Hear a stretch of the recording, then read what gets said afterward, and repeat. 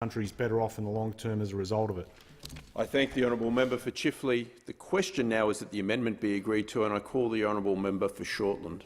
Thank you, Mr Deputy Speaker, and I rise to speak on the what is known as the enabling legislation for the Trans-Pacific Partnership and the Shadow Minister's second reading amendment. And previous speakers have spoken about why Labor has agreed to support this bill. I'm not going to go to that. I'm going to go to my deep concerns about elements that are within the free trade agreement and why it's so important that Labor has committed to fix those things when we're in government.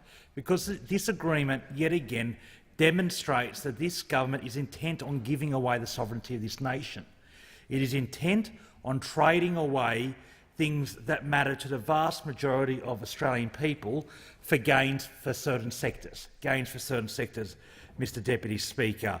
If I can first go to investor-state dispute settlement clauses, this agreement extends the right of to Canadian companies to sue the Australian government if the Australian government makes policy decisions that impact on their profitability, a right that Australian corporations do not have. The extension of ISDS must be opposed, Mr Deputy Speaker. It restricts the sovereignty, it restricts the ability of this place and the Senate to legislate for the welfare of all Australians. And we only have to see what happened when Philip Morris challenged the great Labor's plain packaging tobacco laws through the Hong Kong Free Trade Agreement. ISDS is a cancer. It's a cancer that attacks the sovereignty of democratic governments. It's a cancer that other governments around the world are standing up to. I welcome and applaud the move by the Labor Jacinda Ardern government in New Zealand to work to remove ISDS clauses in free trade agreements they've got. I welcome the EU's very strong stance on it and the fact that the EU has ruled that any trade agreement that has ISDS has to go through ratification of all EU parliaments, home parliaments, because it is such a significant attack on the sovereignty of those parliaments. So I am again deeply concerned that this government seems intent on giving away ISDS and empowering foreign corporations to have power over this parliament, because that's what ISDS does, Mr Deputy Speaker.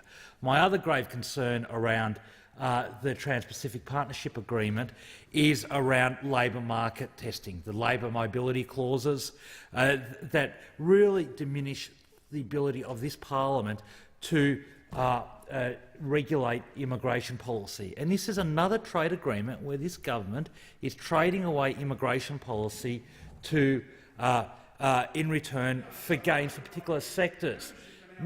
Now, I'm hearing interjections from the honourable member for Kennedy. He would be slightly more credible if he doesn't continue to offer confidence to the government that gives away those rights.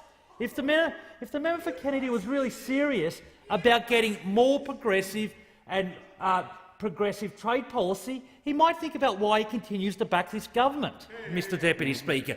And that demonstrates the inconsistency of the member for Kennedy on this matter.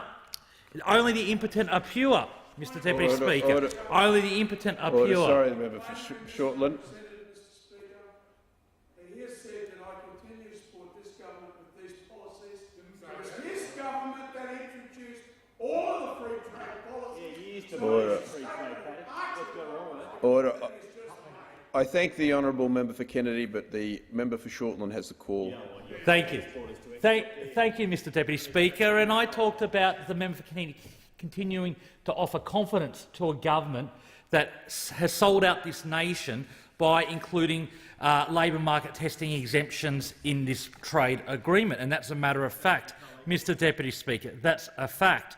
Now, this is incredibly worrying that we see an exemption from labour market testing being rolled out to 6 countries: Canada, Peru, Mexico, Brunei, Malaysia and Vietnam.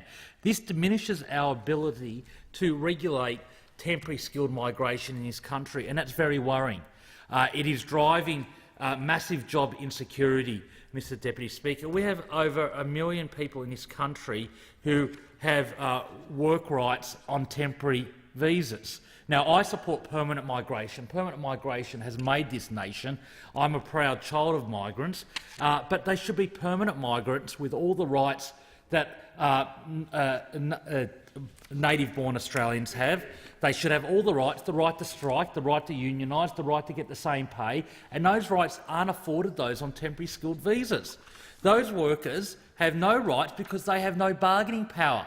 At a flick of the thumb, an employer can basically sack them and they get deported overseas. And that's why it's so important that before we allow temporary skilled visas to be issued, that the employer does three things.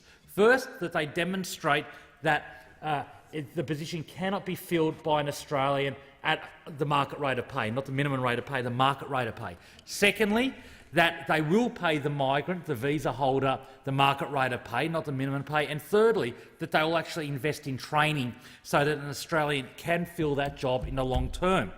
And this agreement undermines that by exempting labour market testing for visa applicants from those 6 countries. As worryingly is around skills recognition. This agreement means that a Peruvian electrician's qualifications must be accepted as being the equivalent of an Australian electrician, or a Chilean electrician, or a Mexican electrician, or a Canadian electrician. And that is abhorrent, Mr Deputy Speaker, that we don't have skills testing, because that goes to a safety issue. That's a safety issue that both the industry group for the electrical industry and the trade union representing the electrical industry, the ETU, have drawn huge concern over. This, yet again, is this government giving away our immigration policy, a party that is supposedly so strong on border protection, giving away our immigration policy for gains for certain sectors, particularly their supporters in the agricultural and resources industry, giving away our immigration policy to reward their mates in mining and agriculture. And I think that's deeply problematic, Mr Deputy Speaker, and that's why it's so important that Labor has given a commitment to end this. That we'll do 2 things, Mr Deputy Speaker. If we're privileged enough to win government, if we're lucky enough to win government, Minister for Trade will, the new Minister for Trade, the member for Blaxland, will immediately start to renegotiate this agreement. He will negotiate side letters with the 6 nations that have this labour market testing exemption to get that removed, so that we can continue to apply labour market testing to temporary skilled migrants coming from those 6 countries. And he'll also negotiate with Canada to remove the ISDS clause. And this can be done by side letters. And I'm very encouraged that the Minister for Trade in a future Labor government, if we're privileged enough to be elected, will work on that very quickly and directly. So that's an important step to fixing up this Trans-Pacific Partnership, something this government won't do, something this government cares nothing about. The second measure, which I am even more enthused about, is that a future Labor government will implement the most progressive trade policy this nation has seen in the last 40 years. A future Labor government will implement the most progressive trade policy in the next 40 years by undertaking a number of measures, and they include a legislated prohibition on future trade agreements containing waivers of labour market testing, prohibiting future governments from negotiating trade agreements that waive mandatory skills testing, and prohibiting future governments from including ISDS clauses in trade agreements. That is incredibly important. That is incredibly important, and I'm hearing gibbering from the cheap seats over there, because the truth is independents can't deliver this. The member for Kennedy can't deliver this. The member for Kennedy's been in this place since, what, 1990 or 1993, and I honour his long service to the nation, but he hasn't changed the trade debate one iota, because he can't form government. He can't form government. He had a 3-year window in a minority government where he could have done something, but yet again he didn't do something about it. So that's why I'm so proud that a future Labor government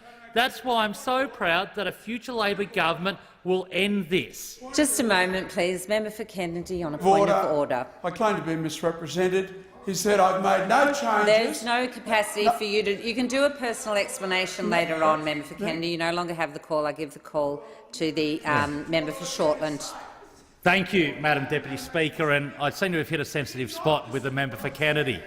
The truth is that a future Labor government will ban the sort of negative parts of this Trans-Pacific Partnership and what we saw in the China Free Trade Agreement. A future Labor government will prohibit any trade agreement from containing waivers of labour market testing, waivers of mandatory skills testing and inclusion of investor-state dispute settlement clauses. And that's a very important improvement, and I welcome the Shadow Trade Minister's initiative there.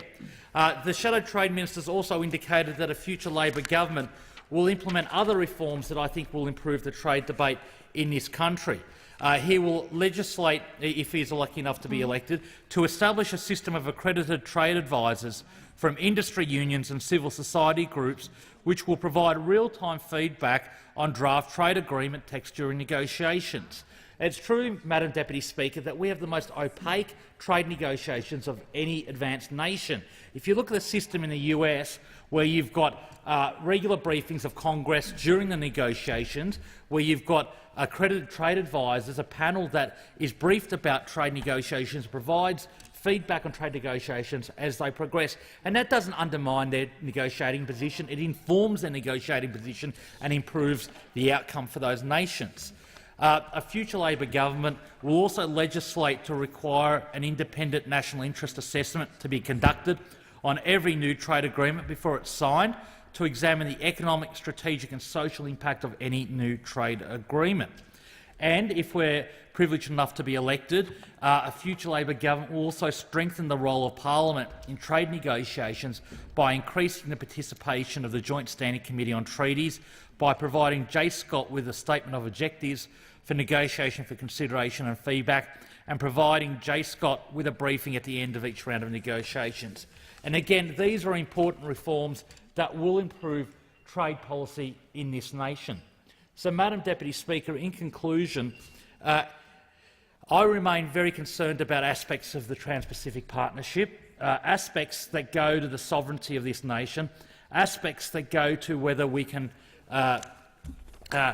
provide secure, well-paying jobs for all Australians. And I am relieved that a future Labor government will fix those issues in both this trade agreement but all other trade agreements, Madam Deputy Speaker. And that's really important. And I just want to finish by just contemplating again the impact of attempts by people to move cheap amendments that actually don't do anything, because those amendments can't actually be done to a trade agreement that's negotiated between 11 countries. The hard decision here was really about whether to support a trade agreement or not, whether to support it and try and fix it or to vote it down, and that was a very hard debate that was held both within the Labor Party room and is witnessed here today in the chamber. But I'm confident that a future Labor government will pursue a progressive trade policy that will improve the results for Australia from these trade agreements, that will protect fundamental worker rights, that will maintain the sovereignty of this parliament and future parliaments, and that's incredibly important. And you can be pro-trade liberalisation without agreeing to every trade agreement, Madam Deputy Speaker, and that's why I'm so heartened by the Shadow Minister's commitments around future legislative reforms in this area. Thank you.